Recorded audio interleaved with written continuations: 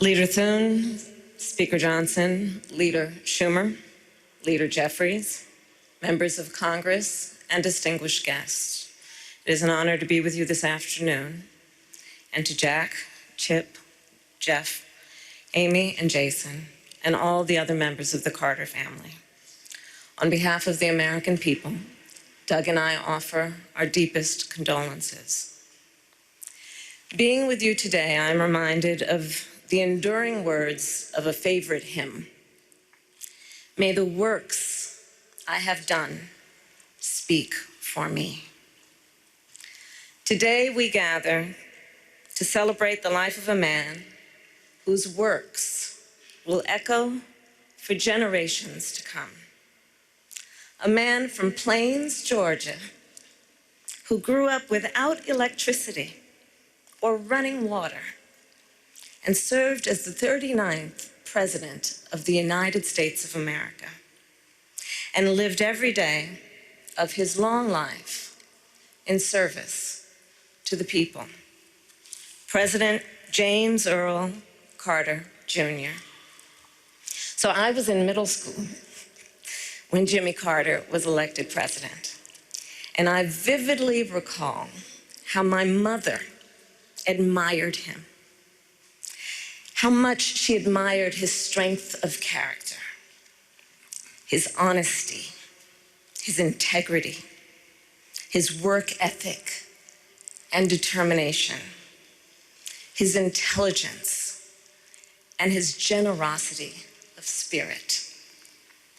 We have heard much today and in recent days about President Carter's impact in the 4 decades after he left the White House. Rightly so. Jimmy Carter established a new model for what it means to be a former president and leaves an extraordinary post-presidential legacy.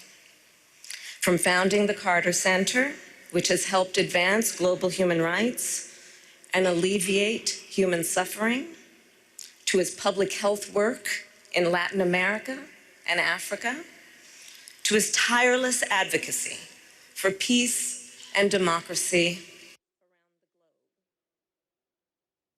around the globe. And Jimmy Carter was the President of the United States who was ahead of his time. He was the first President of the United States to have a comprehensive energy policy, including providing some of the first federal support for clean energy. He also passed over a dozen major pieces of legislation regarding environmental protection, and more than doubled the size of America's national parks, including protecting our beloved redwoods in my home state of California. He was a president who, between the years of 1977 and 1981, appointed more Black Americans to the federal bench than all of his predecessors combined, and appointed 5 times as many women. And in the wake of Watergate, Jimmy Carter passed historic ethics legislation to help rebuild America's faith in government. Jimmy Carter, as president, was also a respected global leader. To be sure, the years of his presidency were not without international crises or challenges, but his legacy of global leadership is well established. In Asia, he instituted full diplomatic relations with China, which he would later call one of the most historically significant accomplishments of his presidency. And his legacy lives on in the Middle East because, do recall, in the decades before Jimmy Carter became president, Israel and Egypt had been at war numerous times. Few thought peace could be achieved between them. Yet Jimmy Carter did that. Through his persistence and perseverance, through his unshakable belief in the power of American diplomacy, he secured the Camp David Accords, one of the most significant and durable peace treaties since World War II. And throughout the world, Jimmy Carter elevated the role of human rights in America's foreign policy priorities and uplifted the importance of civil society in doing that work. Jimmy Carter was a forward-looking president with a vision for the future. Consider his establishment of the Department of Energy in 1977, which anticipated the central role it would play in addressing the climate crisis. His creation of FEMA in 1979, which enabled our nation to mobilize a national response to disasters, which has helped countless communities rebuild and recover. And his founding of the Department of Education later that year, which elevated public education institutions and increased national standards for the education of America's children and future leaders. Jimmy Carter was that all too rare example of a gifted man who also walks with humility, modesty, and grace.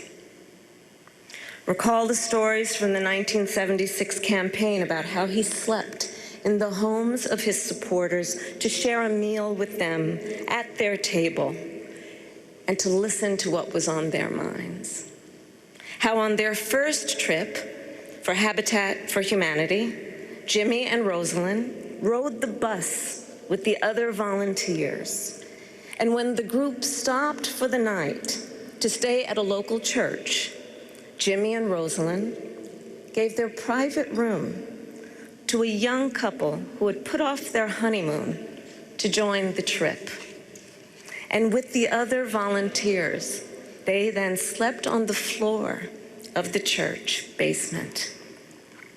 And then, of course, his work to eradicate the vicious guinea worm disease that once disabled millions of people a year. It was one of the Carter Center's greatest triumphs.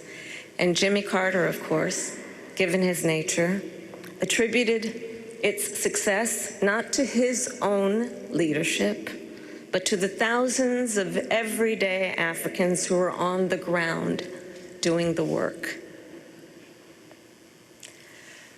Throughout his life and career, Jimmy Carter retained a fundamental decency and humility. James Earl Carter Jr. loved our country.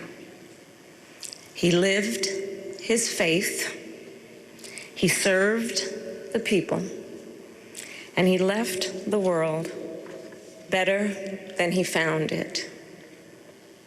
And in the end, Jimmy Carter's work and those works speak for him, louder than any tribute we can offer.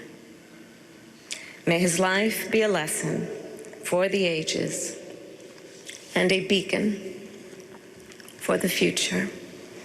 May God bless President Jimmy Carter, and may God bless the United States of America.